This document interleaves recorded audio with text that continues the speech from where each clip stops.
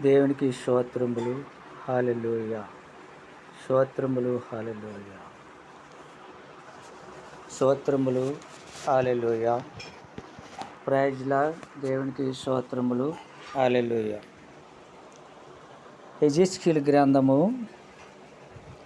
3వ అధ్యాయము 17వ వచనములు. దేవుని బిడ్డలారా, మరి దేవుడు ఇలాగూ మాట్లాడుతున్నాడు. ఆయన ఇక్కడ మరి యెహెజ్కేలుతో మాట్లాడుతున్నాడు. ఆయన, నరపుత్రుడా, ఇశ్రాయేలీయులకు కావలిగా నేను నిన్ను నియమించి ఉన్నాను. కాబట్టి నీవు నా నోటి మాటలు ఆలకించి నేను చెప్పిన దానిని బట్టి వారిని హెచ్చరిక చేయము. అంశముగా నీవు మరణము అవుదువని నేను దుర్మార్గుని గూర్చి ఆజ్ఞ ఇయ్యగా నీవు అతనిని హెచ్చరిక చేయకయు అతడు జీవించినట్లు తన దుర్మార్గతను విడిచి పెట్టవలెనని వానిని హెచ్చరిక చేయకయు నుండిన ఎడల ఆ దుర్మార్గుడు తాను చేసిన దోషమును బట్టి మరణమవును. కానీ అతని రక్తమునకు నిన్ను ఉత్తరివాదిగా ఎంచుదును. అయితే ఇక్కడ యెహెజ్కేలుతో దేవుడు మాట్లాడుతున్నాడు ఇశ్రాయేలు ప్రజలకి.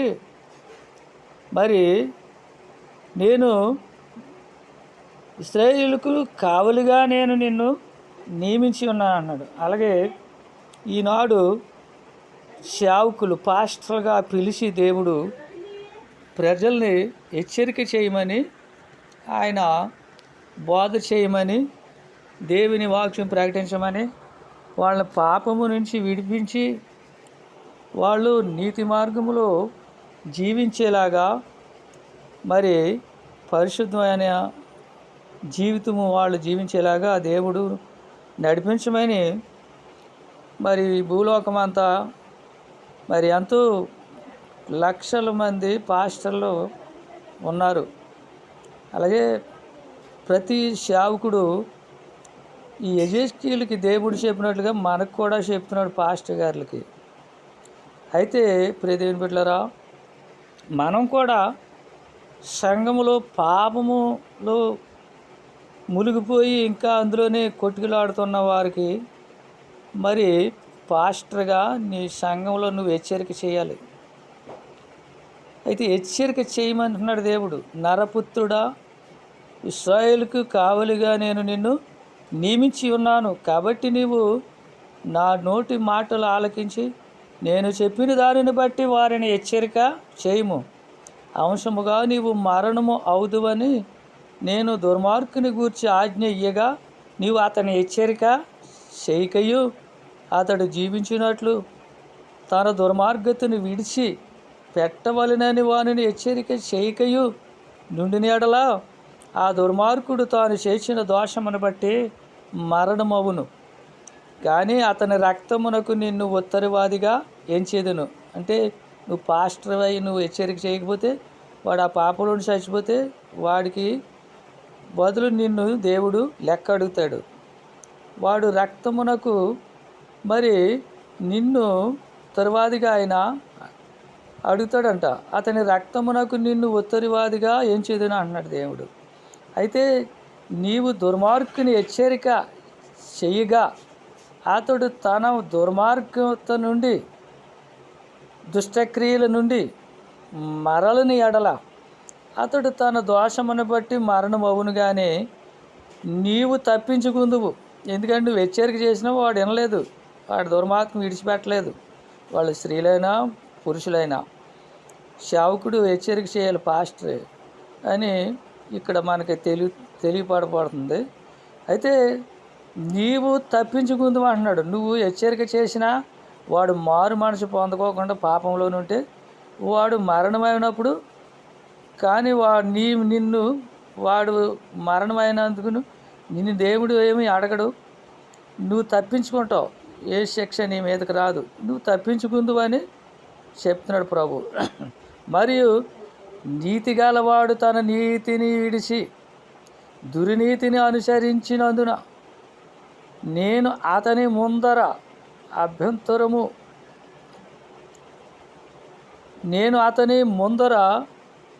అభ్యంతరము పెట్టగా అతడు మరణమగును. నీవు అతని హెచ్చరిక చేయని ఎడల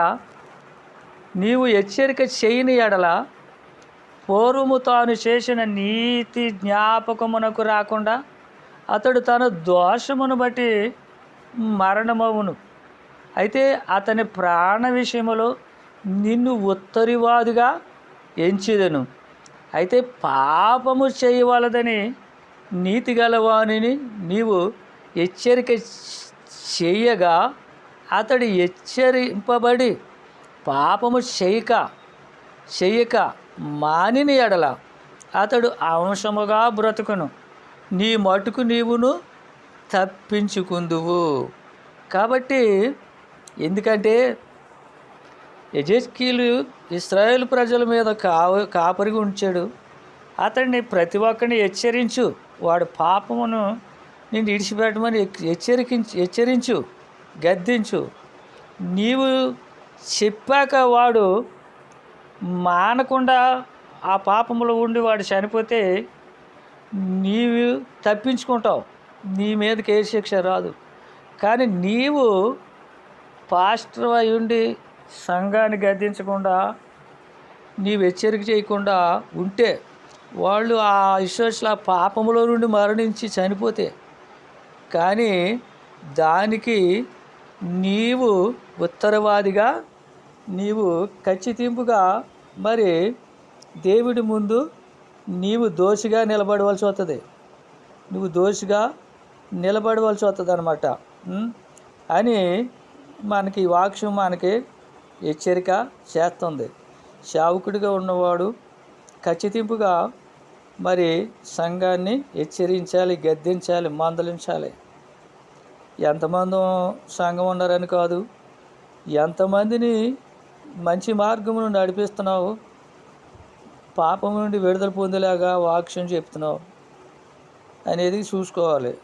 ఎందుకంటే దేవుడు అంటున్నాడు, అతని రక్తమునకు నిన్ను ఉత్తరవాదిగా ఎంచిదని అంటున్నాడు.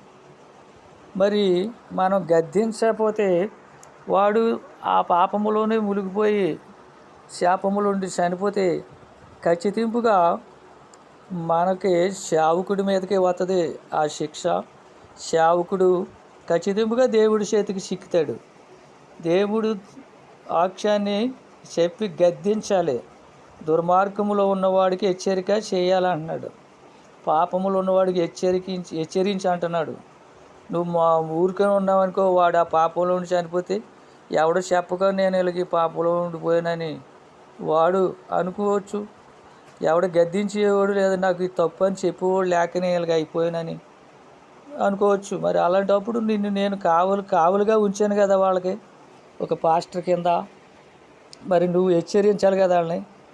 కాబట్టి హెచ్చరించకపోతే నీవు మరి అతని రక్తమునకు నిన్ను ఉత్తరవాదిగా ఎంచిదని అంటున్నాడు దేవుడు.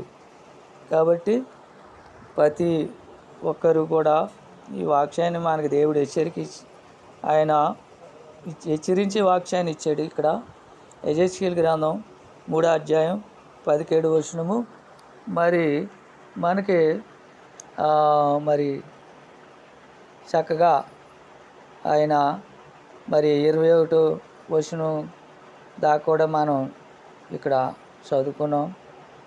కాబట్టి ప్రియ దేవుని బిడ్డలారా, మరి హెచ్చరిక చెయ్యాలి. చెప్పగా ప్రతి ఒక్కరు మార్పు చెందుతారు.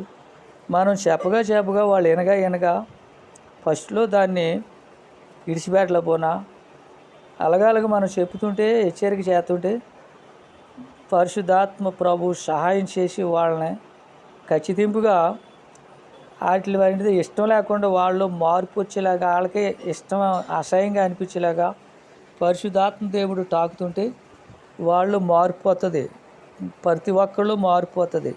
ముందు సేవకుడు హెచ్చరిక చేయాలి.